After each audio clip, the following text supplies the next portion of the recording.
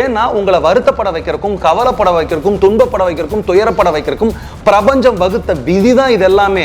நம்ம உடம்பு சரியில்லாம போகிறது, மருத்துவ செலவு, மனசு கஷ்டப்படுறது, நோய் வர்றது, வலி வர்றது, பணம் பறி போறது, நம்ம உடைமைகள் பறி போறது, நம்மளை ஒருத்தங்க ஏமாத்துறது, துரோகம் பண்ணிட்டு போறது, இது எல்லாம் வச்சுதான் நம்ம கர்மாவை கொஞ்சம் கொஞ்சமா கரைச்சிட்டு இருக்குது. இதுல நம்ம நற்கருமங்கள் எப்படி பண்ணணுங்கிற ஃபோக்கஸிங் நம்ம தான் பார்த்துக்கணும்.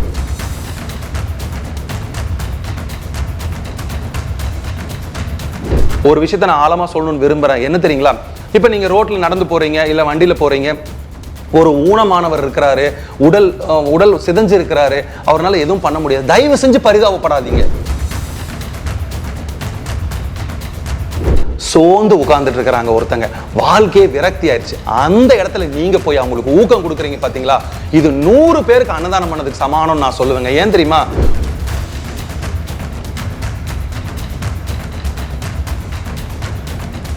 கூட இருக்கிறவங்க மூல பகைமையை வளர்த்துக்குது, அப்படி இப்படிங்கிறதெல்லாம் நீங்க பண்ணிட்டே இருந்தீங்கன்னா மறுபடியும் கெட்ட கர்மா சேர்ந்துகிட்டே இருக்கும்.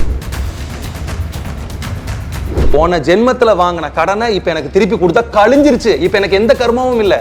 இப்ப அது பண்ற ரியாக்ஷனை வச்சுட்டு நான் திருப்பி பண்ணுனா மறுபடியும் ஒரு சங்கிலி இணைப்பை நான் போட்ட மாதிரி ஆயிரும், மறுபடியும் நான் இன்னொரு பிறவி வரணும்.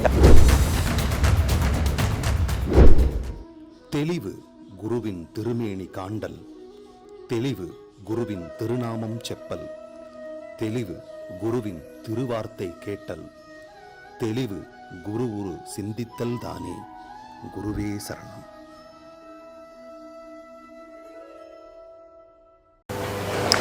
வணக்கம், நான் உங்க ஆத்ம நண்பன் பேசுறேன். பிரம்மஸ்ரீ தவ திருச்சிட்டம்பலம் சுவாமிகள் குருநாதர் அவர்களோட பொற்பாதங்களை வணங்கிட்டு இந்த பதிவில் நம்ம ஒரு முக்கியமான விஷயத்தை பற்றி பேச போகிறோம். என்ன அப்படின்னா, சார் இப்போ நமக்கு இந்த பிறவி கிடைச்சிருச்சு, அதாவது இப்போ நம்ம மனிதனாக இருக்கிறோம், நமக்கெல்லாம் தெரிஞ்ச ஒரே விஷயம் இந்த உடம்பு இருக்கிறது மட்டும்தான். இதை தாண்டி மனசு இருக்குது, உயிர் சக்தி இருக்கிறது, அதெல்லாம் கொஞ்சம் அந்த தள்ளி வைக்கலாம். நம்ம ஒரு சாதாரண மனநிலையில் ஒரு சாதாரண மனிதனா நம்ம இந்த விஷயத்தை கொஞ்சம் டிஸ்கஸ் பண்ணலாம். என்ன அப்படின்னா, இதுக்கு நிறைய கதைகள் இருக்கு. நம்ம இப்போ இந்த உடல் எடுத்துட்டு இந்த பிரபஞ்சத்துல வந்ததுக்கு நிறைய கதைகள் இருக்குது. அந்த கதைகளையும் கொஞ்சம் அந்த தள்ளி வச்சுக்கலாம். சரி, இப்போ நம்ம என்ன பண்ண முடியும்? எல்லாரும் ஒரு விஷயத்தை கேட்குறாங்க, கர்மானா என்ன, கர்மா எப்படி கழியும், போன ஜென்மத்து கர்மானால நான் இப்படி வந்திருக்கிறேன், இதுக்கு ஏதாவது வழி இருக்கா, இப்படி நிறைய விஷயங்கள் ஓடிக்கிட்டே இருக்கு. நம்ம அதையும் கொஞ்சம் அந்த தள்ளி வச்சுக்கலாம். ஒரே ஒரு விஷயத்தை மட்டும் நம்ம ஃபோக்கஸ் பண்ணலாம். என்ன அப்படின்னா, இந்த ஜென்மத்துல இந்த பிறவியில நம்ம இருக்கிறோம், இந்த பிறவியில எந்த நற்கர்மங்களை பண்ணுனா நமக்கு அது உதவியாகும் அப்படிங்கிற விஷயத்தை பத்தி பார்க்கலாம். இதை நீங்க இப்படி கூட எடுத்துக்கலாம். என்னன்னா, கர்மாவை கழிப்பதற்கான ரகசியங்கள், கர்மாவை கழிப்பதற்கான வழிமுறைகள், அப்படி கூட நம்ம எடுத்துக்கலாம் சாதாரண வாழ்க்கையில. சரி, இப்ப விஷயத்துக்கு வருவோம்.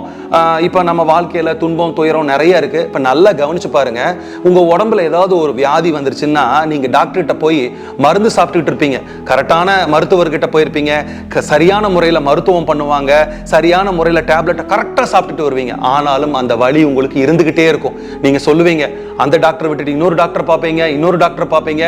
டாக்டரை பார்த்தா கூட அவங்க எல்லாம் டயக்னோஸ் பண்றது, கண்டுபிடிக்கிற விஷயம் ஒன்னா தான் இருக்கும். உங்களுக்கு இந்த நோய்ங்க, இந்த நோய்க்கு இந்த மருந்து சாப்பிடணும்னு சொல்லிக்கிட்டே இருப்பாங்க.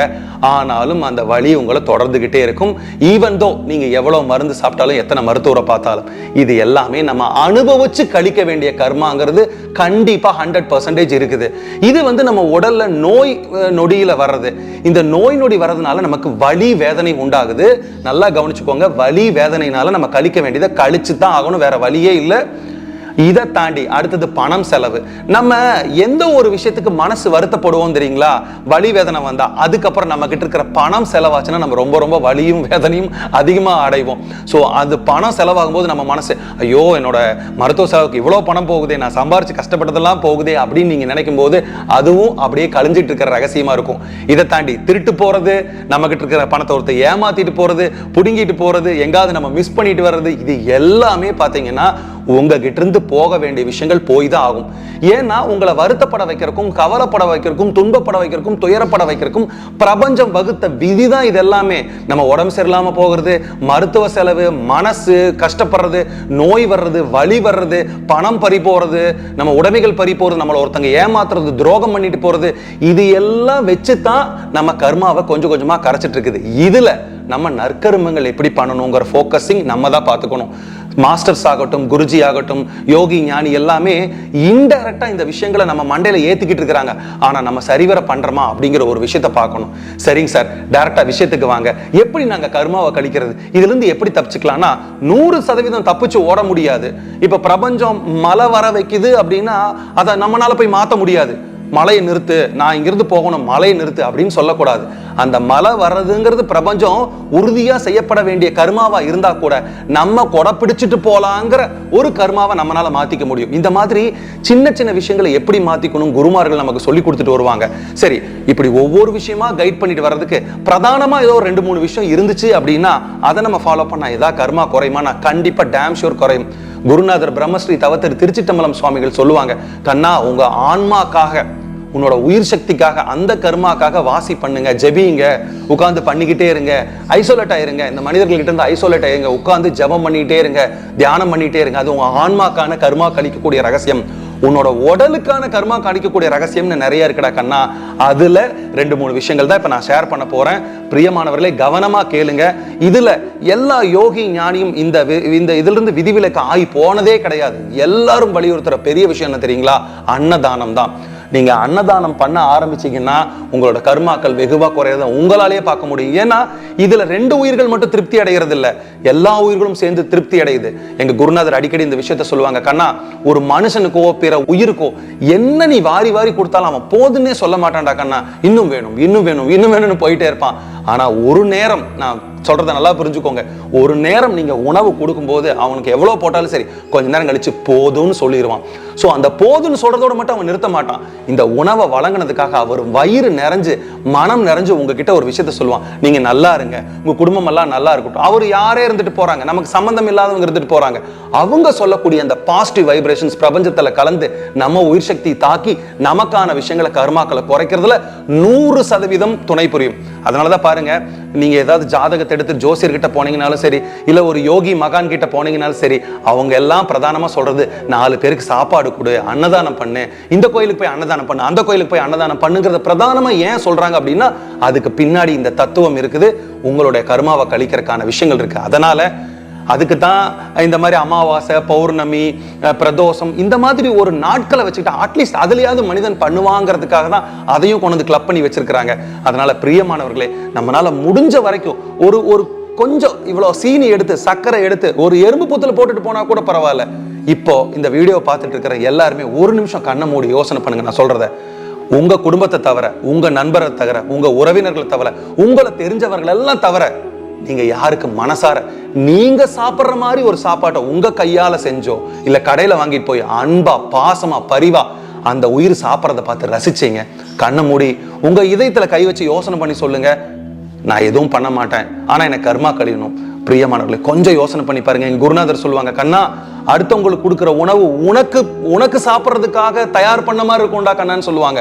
அந்த ரீதியில மாசத்துக்கு ஒரு தடவை, இங்க பாருங்க, நம்ம இருக்கக்கூடிய இந்த மெக்கானிக்கல் வேர்ல்டு நம்ம எல்லாம் ஓடிக்கிட்டு இருக்கிறோம், காசு பணம் சம்பாதிக்கணும், வேலை, அந்த மாதிரி ஓடிக்கிட்டு இருக்கிறோம். அதெல்லாம் எனக்கு புரியுது. இதுல நம்ம ஒவ்வொரு நாளும் உட்காந்து ஒரு டென்ட் போட்டுட்டு அன்னதானம் பண்ண முடியாது. ஆனா நம்ம நினைச்சோம்னா, ஒவ்வொரு மனிதனும் பிரதி ஒரு மனிதனும் நினைச்சானா அவனால மாசத்துக்கு ஒரு தடவை ஒரு ஆளுக்கு பசிப்பினியை தீர்க்க முடியும். அந்த கர்மா கழிக்கிற ரகசியமா எடுத்துட்டு தயவு செஞ்சு பண்ணுங்க. நம்ம ஃபவுண்டேஷன்ல கூட இந்த மாதிரி நிறைய விஷயங்கள் பண்றோம். உங்களால தனியா பண்ண முடியலன்னா எங்க கூட இணைஞ்சுக்கலாம். சரி, ரெண்டாவது என்ன அப்படின்னா, ரெண்டாவது விஷயம் பாத்தீங்கன்னா 2 விதமா நான் சொல்லுவேன். உடல் அளவுலையும் மனசளவுலையும் சொல்லுவேன். கர்மா தீக்கிறதுக்கான ரகசியங்கள் என்னன்னா, உடல் அளவுல கஷ்டப்படுறவங்களுக்கு உதவி பண்றது. ஒரு விஷயத்த நான் ஆழமா சொல்லணும்னு விரும்புறேன். என்ன தெரியுங்களா, இப்ப நீங்க ரோட்ல நடந்து போறீங்க, இல்ல வண்டியில போறீங்க, ஒரு ஊனமானவர் இருக்கிறாரு, உடல் சிதைஞ்சு இருக்கிறாரு, அவரால் எதுவும் பண்ண முடியாது. தயவு செஞ்சு பரிதாபப்படாதீங்க. ஏன்னா பிரபஞ்சம் அவருக்கு எந்த கர்மாவை பேஸ் பண்ணி அந்த விஷயத்தை கொடுத்துருக்கு நமக்கு தெரியாது. ஏன்னா நமக்கு எந்த கர்மாவை பேஸ் பண்ணி இந்த உடம்பு கொடுத்துருக்கிறது நமக்கு தெரியாது. நமக்கு எதுவுமே தெரியாம இது பாவம், இது புண்ணியம், இது நல்லது, இது கெட்டது வேண்டாம் அனாலிசிஸ் பண்ற மனசை அந்தவுக்கு தள்ளி வச்சுட்டு அந்த இடத்துல ஒரு மனிதரை பாக்குறீங்களா, அவருக்கு உங்களால என்ன பண்ண முடியும்? இப்ப கண்கள் இல்லாம தவிக்கிறவங்க நடந்து போகும்போது ஸ்டிக்கை பிடிச்சி ஒரு ரோடு கிராஸ் பண்ணி விடுறது. இங்க பாருங்க, சின்ன சின்ன விஷயங்கள் தானே, அதுக்கு பின்னாடி 1008 புண்ணியங்களும் 1008 நல்வார்த்தைகளும் கலந்துருக்கு. ஒருத்தர் அப்படி நீங்க கிராஸ் பண்ணி விட்டீங்கன்னா அவங்க சொல்லுவாங்க, நல்லா இருங்க, குடும்பம் நல்லா இருக்கட்டும். பாருங்க, அந்த வார்த்தைகளை வாங்குறது ரொம்ப ரொம்ப கஷ்டம். ஒருத்தங்க கிட்ட கெட்ட வார்த்தை வாங்கிடலாம், நீ நாசமா போ, நீ அப்படி போ, இப்படி போ, நாயே, இந்த மாதிரி நிறைய வார்த்தைகளை வாங்கலாம். நீங்க நினைச்சு பாருங்க, அதிகமா கேட்கிற வார்த்தைகள் இது இல்ல, இது ரொம்ப கம்மியா நம்ம காதுல ஒலிக்குது. அப்ப நம்ம சத்கர்மம் பண்ணணும். அதுக்கான விஷயங்களை பண்ணும்போது தான் அந்த வார்த்தைகளை நம்ம கேட்க முடியும். அதனால நம்ம உடம்பால ஒருத்தர் ஏற முடியாம இருக்கிறாங்க, ஒரு இடத்துல இருந்து ஸ்டெப்ல இருந்து கொஞ்சம் ஹெல்ப் பண்ணலாம். நடக்க முடிய இருக்கிறாங்க, தூக்கிட்டு போய் விடலாம். ஒரு வண்டியில போறோம், லிஃப்ட் கேட்கறாங்க, கொண்டு போய் விடலாம். நமக்கு எதுக்கு அவன் எக்கெடு கெட்டு போனா என்ன? ஒரு ஆக்சிடென்ட் ஆனா அந்த இடத்துல போய் நின்று நம்மளா ஒருத்தங்களுக்கு தூக்கி கொடுக்கலாம், தண்ணி கொடுக்கலாம், அவங்களை சுத்தப்படுத்தலாம், உட்கார வைக்கலாம். ஒரு பேர்டு செத்து கிடக்குது, இல்லைன்னா அடிபட்டு கிடக்குது, ஒரு மிருகம், ஏதோ நம்மனால ரொம்ப அதை எடுத்துட்டு போய் ஒரு மாசம் பில்லு கட்டி பாருங்கலாம் சொல்லலை. அந்த இடத்துல பார்க்கும்போது ஒரு 5 நிமிஷம் நம்ம உடம்பால பண்ணக்கூடிய விஷயத்த பண்ணாலும் கண்டிப்பா 100% உங்க நற்கர்மங்கள் சேர்ந்து உங்க கெட்ட கர்மா கழியும். அடுத்தது நான் உடம்பால செய்யறது, அடுத்தது மனசால சோர்ந்து உட்கார்ந்துட்டு இருக்கிறாங்க ஒருத்தங்க, வாழ்க்கையே விரக்தி ஆயிடுச்சு. அந்த இடத்துல நீங்க போய் அவங்களுக்கு ஊக்கம் கொடுக்குறீங்க பாத்தீங்களா, இது 100 பேருக்கு அன்னதானம் பண்ணதுக்கு சமானம் நான் சொல்லுவேங்க. ஏன் தெரியுமா? ஒரு மனிதனை நீங்க உசுப்பி விட்டீங்கன்னா, நீ பண்றது சரி, நீ இப்படி சோர்ந்து உட்காராத, உன்னால முடியும் அப்படின்னு அந்த மனுஷனை உசுப்பி விட்டு அவனை மோட்டிவேட் பண்ணீங்கன்னா, அவன் போய் 4 பேர்த்துக்கு நல்ல விஷயம் பண்ணா அதனால 4 உசுறு நல்லா இருக்கும். நீங்க பண்ணக்கூடிய விஷயம் ஒரு உசுறு மட்டும் டச் பண்றது இல்ல, 4-5 உசுறு டச் பண்ணும். அதனால தயவு செஞ்சு நம்ம கூட இருக்கிறவங்க எல்லாம் சந்தோஷமா வச்சுக்கோங்க, அவங்கள மோட்டிவேட் பண்ணுங்க. நீ நல்லா தொழில் பண்ணுவ, நீ நல்லா இருப்ப, இந்த விஷயத்த மனதால ஸ்ப்ரெட் பண்ணுங்க. இன்னொரு விஷயத்த நான் நல்லா சொல்லிக்கிறேன், மனதால கர்மா எப்ப தெரியுமா கழியும்? நீங்க ஒரு வீடு கட்டி அந்த புதுமனை புகுவிழாக்கு போறீங்கன்னு வச்சுக்கங்களேன், அங்க போய் மனதால வாயை பொளக்காதீங்க தயவு செஞ்சு, உங்களுக்கு மறுபடியும் கெட்ட கர்மா ஆட் ஆகும். இவ்வளோ பெரிய வீடு கட்டிட்டான், நம்ம கூட தான் சம்பாதிக்கிறான், எப்படி இருக்கிறான்னு நீங்க வாயை பொழந்தீங்கன்னா உங்க மனதால வெளிப்படக்கூடிய விஷயங்களை பிரபஞ்சம் உங்களுக்கு திருப்பி கொடுக்கும். அதனால தயவு செஞ்சு அந்த விஷயத்த பண்ணாதீங்க. புத்தர் அவர்கள் ஒரு காட்டுல உட்கார்ந்துட்டு இருக்கும்போது ஒரு குடியானவன், ஒரு எந்த வேலையுமே செய்யாம பிச்சை எடுத்துட்டு இருக்கிறவன் ஒருத்தன் புத்தர்கிட்ட என்ன தெரியுமா கேட்டான்? சாமி, என்கிட்ட எதுவுமே இல்லை, எனக்கு கடவுள் எதுவுமே கொடுக்கல, என்கிட்ட காசு இல்லை, பணம் இல்லை, எதுவும் இல்லைன்னு புலம்பிட்டே இருந்தானாமா. அப்ப புத்தர் சொன்னாராமா, உன் கண்ணு எவ்வளவு அருமையான கண்ணு, அந்த கண்ணை எனக்கு கொடுக்குறியா? நம்ம நாட்டு ராஜாட்ட சொல்லிட்டு உனக்கு 2 லட்சம் பொண்ணு வாங்கி தரேன்னு சொல்லி, ஐயோ என் கண்ணு 2 லட்சம் பொண்ணுக்கெல்லாம் தரமாட்டான், அது விலை மதிப்பு மிக்குது அப்படின்னு சொன்னானாமா. அப்ப புத்தர் சொன்னாராமா, உன் கண்ணுக்கே இவ்வளவு விலை சொல்றியே, அப்ப உன் மூக்கும், உன் வாயும், உன் காது, உடல் இருக்கிற எத்தனை உறுப்புகள் எவ்வளவு விலை மதிப்பு மிக்க விஷயமா இருக்குது, அதை வச்சு நீ என்ன பண்ணிட்டு இருக்கிற? ஒரு இடத்துல உட்காந்து பிச்சை எடுக்கிறத மட்டும்தான் பண்ணிக்கிட்டு இருக்கிற கிடையாது. கண்ணை வச்சு நல்ல விஷயங்களை பாரு, நீ பார்த்த நல்ல விஷயங்களை வாயை வச்சு நல்வார்த்தைகளை மக்களுக்கு சொல்லு, நீ கேட்கிற நல்ல விஷயங்களை காதை வச்சு கேளு, அதை போய் உன் உடம்பால ஒவ்வொரு இடமா போய் பரப்பு. உன்னோட கண்ணை வச்சு, மூக்கை வச்சு, வாயை வச்சு, காதை வச்சு நல்ல விஷயங்களை ஒரு இடத்துல இருந்து இன்னொரு இடத்துக்கு கன்வே பண்ணக்கூடிய எத்தனை விஷயம் இருக்குது. இதெல்லாம் பண்ண மாட்டேன், உட்கார்ந்துருப்பான், ஆனா உனக்கு எல்லாம் நடக்கணுமா அப்படின்னு புத்தி சொல்லி அனுப்பினாரமா. பிரியமானவர்கள், நம்மளும் அதே மாதிரி தான். அதனால அன்னதானம் பிரதானம், நம்ம உடம்பால செய்யக்கூடிய விஷயங்கள், நம்ம மனதால செய்யக்கூடிய விஷயங்கள், இது எல்லாம் பண்ணி நம்ம கூட இருக்கிறவங்களை நல்லா ஆரோக்கியமா சந்தோஷமா நல்லா வச்சுக்கலாமே. இப்ப என்ன, இங்க பாருங்க, இப்ப இருக்கிறவங்க அடுத்த க்ஷணம் இருப்பாங்களான்னு தெரியாது. ஏன்னா இந்த ஒரு விஷயத்த நான் ரொம்ப பிலீவ் பண்ணுவேன், அறியாததற்குள் க்ஷணத்துக்கு க்ஷணம் நுழைவதே வாழ்க்கை. அடுத்த செகண்ட் என்ன நடக்கும் தெரியாது. கூட இருக்கிறவங்க மூல பகைமை வளர்த்துக்குது, அப்படி இப்படிங்கிறதெல்லாம் நீங்க பண்ணிட்டே இருந்தீங்கன்னா மறுபடியும் கெட்ட கர்மா சேர்ந்துகிட்டே இருக்கும். கடைசியா ஒரே ஒரு விஷயத்த சொல்லிட்டு இந்த பதிவை நான் முடிக்கணும்னு ஆசைப்படுறேன். புத்தர் அவர்கள் ஒரு இடத்துல உட்கார்ந்து இருக்கும் போது ஆனந்தாவும் கூட இருந்தாங்க. அப்போ ஒரு யானை புத்தர் அவர்களை உதைக்க வந்துச்சு, மிதிக்க வந்துச்சு. அப்ப புத்தர் அப்படியே ஸ்டாச்சு மாதிரி அமைதியா உட்காந்துட்டாரு. அந்த யானை எதோ முயற்சி பண்ணி அவர் அடிக்கிற மாதிரி எல்லாம் அவர் கொல்ற மாதிரி எல்லாம் ஆக்ஷன் பண்ணிட்டு திரும்பி போயிருச்சு. அப்ப ஆனந்தா புத்தர்கிட்ட கேட்கிறாரு, நீ பெரிய ஞானி தானே, உனக்கு எல்லா சித்துக்களும் இருக்குல்ல, அந்த யானையை தடுத்து நிறுத்த வேண்டியது தானே, அது கூட சண்டை பண்ணி இப்படி துரத்த வேண்டியதானே அப்படின்னு சொன்னதுக்கு புத்தர் சொன்ன வார்த்தை கேளுங்க, போன ஜென்மத்துல அந்த யானை எனக்கு திருப்பி கொடுக்க வேண்டிய விஷயத்த கொடுக்கலான்னு வந்திருக்குது, போன ஜென்மத்துல வாங்கின கடனை இப்ப எனக்கு திருப்பி கொடுத்தா கழிஞ்சிருச்சு, இப்ப எனக்கு எந்த கர்மமும் இல்லை. இப்ப அது பண்ற ரியாக்ஷனை வச்சுட்டு நான் திருப்பி பண்ணுனா மறுபடியும் ஒரு சங்கிலி இணைப்பை நான் போட்ட மாதிரி ஆயிரும், மறுபடியும் நான் இன்னொரு பிறவி வரணும். யாரு? ஞானமடைஞ்ச புத்தரே இந்த விஷயத்த சொல்றாரு.